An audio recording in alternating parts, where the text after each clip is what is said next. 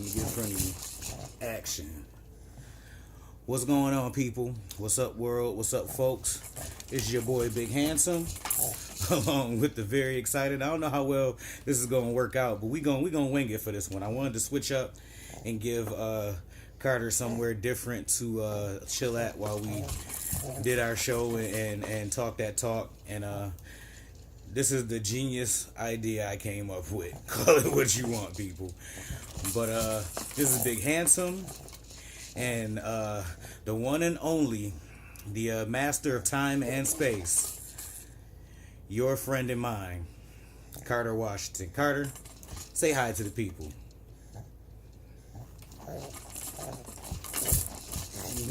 Okay, people, say hi to Carter. Yeah, they saying what's up to you. That's his way of saying what's up. He gave you like the little head nod, and he's kind of pointing at you too. See right there? That's how we roll. This is episode 8 of Coffee with Carter. Before I get into my subject of Coffee with Carter, you know, I like to start off with my little PSA, if you will. And I'm not going to do a PSA today, people. That's right, shock. I'm changing it up.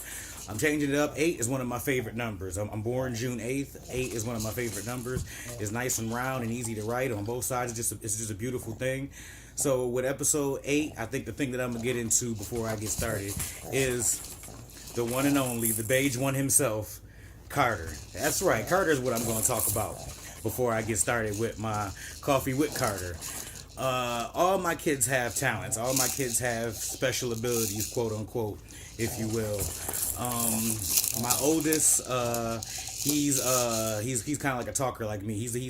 I call him the sensei of slick talk. Yes, he can talk his way through a brick wall. Yes, my oldest, that's his talent. You know, I am a talker, but he's like he's got a doctorate in talk. Like it's crazy. My daughter is 3. She was born 1 pound 3 ounces. She can survive. She can survive anything. She can survive under any circumstances, under any cost. She will survive. I always say that if a nuclear holocaust was to happen right now, it would just be dirt, roaches, and Brielle. That would be it on the planet. That would be it. Everything else would be gone. She is a survivor. And then we come to the youngest, but definitely not the last of the bunch. My man Carter here. My man Carter is the master of time and space. I'm a little dry. I'm gonna sip on my coffee. Oh, I got the I don't know if you guys can see it really good. I got my snowman little coffee mug because it is snowing. That's right. In Buffalo, Western New York, Buffalo, is snowing today, and that sucks. I thought April showers are supposed to bring May flower. I don't know what April snow brings. I don't know. I'm gonna take a sip of my thing. It's good. It's a little cold, but it's good. All right. Carter is the master of time and space. Carter has interesting stories and instances to tell that he's the master of time and space. But the one I always like to bring up is when he was actually being born. When he was actually being born, I work a 12-hour shift. I'm not gonna sit here and put myself on blast and tell y'all what I do or where I work, all that. Just know I work 12 hours, okay? So I work 12 hours. I work 7 to 7. People who do work with me know what I'm talking about. So I work 7 to 7 on October 2nd. Yeah, on October 2nd, I had to work 7 to 7. My wife was she right on? I think she might have been like a week early or something like that at the time or something like that. But she was pretty much bursting. So she was at home with the other 2 kids all day long, and I went to work 7 to 7. I got home probably like about 7:30. 7:45.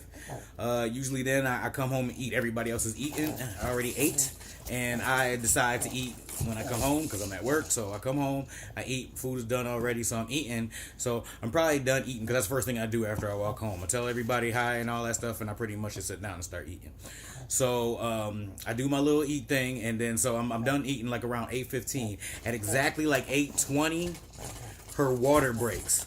Water could have broke at 6 o'clock. Water could have broke at 5. Water could have broke at 7:18. As soon as I clocked in and started doing my thing at work, water could have broke. Water could have broke that whole time. Decided to break right then. And ever since that day when it actually broke, like at the specific time it did, in just a time, so I can be there, because even if with water breaking like that, even coming from work, it's still, you taking some time. You got to kind of meet your loved one there, or do whatever, or wait, or whatever. I don't even know how that works. I'm blessed to actually had it happen when I was actually just sitting right there, eating some macaroni and cheese. There's a lot of instances like when he sleep, and you want to do something, you want to use the bathroom or take a quick shower or something like that. He waits right until you're done. Right when you shut the water off. Right when you flush the toilet is when he comes out and starts crying and starts getting aggravated and stuff like that. So that's why I call him the master of time and space. That is a special talent. He's either always on time or he can tell the future. One of the two. But whatever it is, he is always right down to the second correct all the time.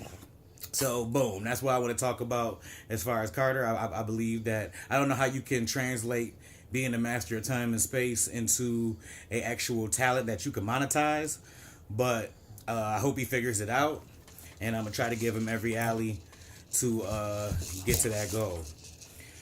Boom. Episode 8 of Coffee with Carter. The topic is, that's right, I'm bringing it out. Men objectification, male objectification. Yes, it is true. I thought a lot of people knew it existed, and apparently a lot of people don't know it exists. And maybe just because I just study everything like just crazy, and I try to figure out the whys and what's to everything, is that I've known about men objectification since I think it was in its prime, like in the 90s and stuff like that. So boom, I was talking about women objectification with the butt shots, and getting the breasts done, and getting ribs removed, and people just, it's really at an all-time high. It's at an all-time, and women always say they either say it's a self thing, or it's a thing to be able to hang with the rest of society. You can't be sitting here just normal and regular and unplastic and expect to get somebody, right? Crazy thought. So I've always thought that women always looked at, there's men objectification too, and I almost tell you why it's almost worse, but it's not as detrimental to your body as the stuff that females do. Boom. What's the difference between some dude getting I don't know, some $40,000 Ferrari as opposed to some girl getting $40,000 worth in butt shots? There's no difference. He can get back and forth with, not saying that, granted, if you could afford a $40,000 car, you can, afford $25,000 car. You could be riding around in some nice little, like BMW or something like that, nothing too ridiculous, as opposed to going ridiculous. The reason why people go ridiculous is to impress people. And if you're straight, the people you are trying to impress the most are females. Bottom line, anything else, the stuff that I'll give you a prime example. A prime example is this beard thing. The beard thing is going crazy. I'm not hating on it. It's nothing. I'm not hating on it or anything. It's kind of like these dudes with their draw showing. I'm going to get to that in like about 5 minutes. But I'm not hating on the beard thing at all. But 50% of the people who got beards right now, if you didn't have beards like 10 years ago, then you're not that saying you're doing it because of a fad, or you just started getting facial hair and stuff like that. And I know when I started getting facial hair, you'd be like, oh snap, you start playing with it and doing all type of stuff with it, making it long, making it short. Maybe you get some the pork chop joints. You start playing with it. You always wanted facial hair when you was younger, and then you finally get it. It's like anything else you finally get. But this whole beard craze is to impress women. Having people out here with beards is to impress females. Bottom line, this whole beard thing is going crazy. That's men and that's why I say the difference is that the beards won't kill you 50, 60 years from now. Them butt shots might. You know what I mean? That's the only difference. The stuff that females have to do is way more detrimental. They have way more areas to cover, where, dudes only got but so many areas to cover before they're quote unquote what society considers the perfect male. You know what I mean? Half these dudes out here that's working out now, If you're not working out, everybody start working out in January when they make it a New Year's resolution. If you working out in June, them the people that be working out all year round. And the people having the people that work out all year round can give less than a SHIT about their health. They doing it to impress somebody, or they doing it out of spite, or they doing it to get over somebody, or they doing it to meet somebody at the joint. You know what I'm saying? And then half of them naturally do that as a regimen and take care of their health and eat right and all that good stuff. But the other half in there is like that Kevin Hart dude sitting here trying to do all that. Carter, you know what I'm talking about. So, men objectification, you know what I'm saying? It lands on everything. I say the 90s was the precipice, if you will, because that's when gaudy jewelry was at like an all-time high. Now, jewelry is just more expensive, but smaller, where back then, the bigger the chain, the bigger the ring, the bigger the whatever, the better. If you had something that was the size of your head, you know what I'm saying? That joint was like, oh my God, where did you get that joint from? This dude is like Slick Rick. You know what I'm saying? You got pardon though. My man Bill Cosby is on. I don't play none of that, you know what I'm saying? Reality show and all that stuff for my kids. My kids watch good old-fashioned, old-school programming. If they had good old-fashioned, new school programming, there's a couple shows out. Blackish. There's a couple shows out that, you know what I'm saying, I consider that old school home lifestyle of joint. But a lot of these other joints is Love and Hip Hop, Cancun, somebody slapping somebody. I'm not down with that. Shout out to Love and Hip Hop. You know what I'm saying? It sells. It sells. I'm not knocking you. I just can't have my 5-month-old watching that at an early age. He starts slapping broads. Can't do that. Now, boom, back to this. These dudes with the draw showing, I'm not hating on y'all at one bit. I'm not hating on y'all one bit. I'm not. I know I'm old school and that's not really my style, but I'm not hating on y'all one bit. What my message is to you is that at least don't have no holes in your drawers or no dirty drawers while you doing it. At least be clean while you do it. I caught a dude at my corner store, and I don't know if y'all noticed or y'all can tell from the camera. I'm not that tall of a dude. I'm not no midget, but I'm not that tall of a dude. You know what I'm saying? I'm like about 5'7". You know what I'm saying? 5'7.5" on a good day.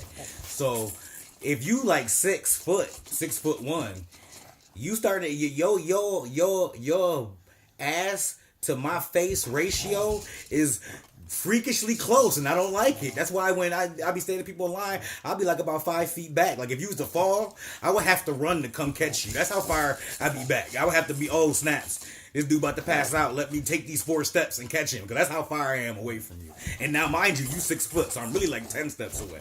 But boom, so homeboy in front of me in the line, and I can see his butt cheek through his drawers. You might be watching this. You might know who you are. Yes, I seen you. And that's disgusting, dude. Like I said, if you got holy draws, there's a million dudes out there with holy draws. But since they not showing their draws, nobody never finds out. It's a secret that's kept forever. That's all you gotta do. So if you got holes in your drawers, pull your damn pants up. If you gonna have your damn pants down, have your drawers be correct. Have some correct draw game. You know who got the most correct draw game? I hate to say it, but lesbians. That's right. Lesbians don't never got no holes in their drawers. Ain't never got no wood. It's the second sighting, people, that I personally had. And I'm sure it's been more around me. I'm just not looking at dudes like that, but sometimes it just get in your face and you be like, oh, no, man. I'm telling you, just have your draw game correct. Like I said, I mean, there's multiple places that got sales. You ain't got to have all designs and Gucci in your shit. Get some regular Fruit of the Looms. You know what I'm saying? Get some, what's the other one? Hanes. Get Hanes. I get Fruit of the Loom. That's why I don't know what the other one is. Get Hanes. Get Hanes, do something, but that's got to stop. You got a line for that. You got a line, Slime. I'm telling you. I hated that I brung it up, because now it's some things you can't unsee, and now I might end this video early.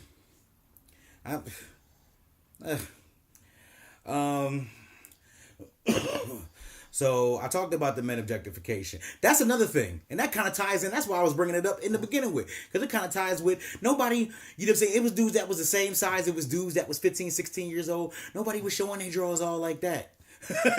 They're doing that to impress you, ladies. They doing that because you think that's cute. They think that you think that's what's cute. That's why. Because you like these certain dudes and stuff like that. Like a lot of the older dudes, you know what I'm saying, that y'all MCMs is, you know what I'm saying, they becoming correct. You know what I'm saying? They be, you know what I'm saying, dressed to the nines, whatever. But some of these younger dudes that y'all make y'all MCMs, they got that. Y'all be like, ooh, we got to let these dudes know that you just think they face is cute or something like that. Because if you let them think that pants sagging thing is cute, they gonna try to do it to impress you. And just because it's not going to eventually make you lose a pinky toe like butt shots is, doesn't make it not men objectification. Trust me, men will try anything. We're the predators. We're technically supposed to be the predators. Females are supposed to be the prey. With that being said, if it came to a point where, like, let's say, like, I don't know, like pec shots come out or something like that, or you can rub something on your stomach and get some rock solid abs or something like that, or anything that dudes would think would be a faster lane to impressing females, they would do it in a heartbeat. In a heartbeat. I'm sorry, did I scare you, dude? In a heartbeat. Actually, I'm leaving you out the subject. I thought you was gonna be bouncing majority of the time. Carter, what you think about the men objectification? You handsome, so you ain't gotta kind of worry about it. Females kind of falling all over you already, and you drool. That makes it even worse. Imagine if you didn't drool, because drool ain't cute. But if you cute enough to out cute the drool, that's cute right there. I'm telling you. So tell me, what you think about this whole men objectification thing? I know me and you talked about it extensively off camera, but I'd like to know your thoughts. Uh-huh. You don't say. I said the same thing. You know what I'm saying? I said the same thing. Straight like that. Straight like that. You right. You right. You heard it from his mouth. You know what I mean?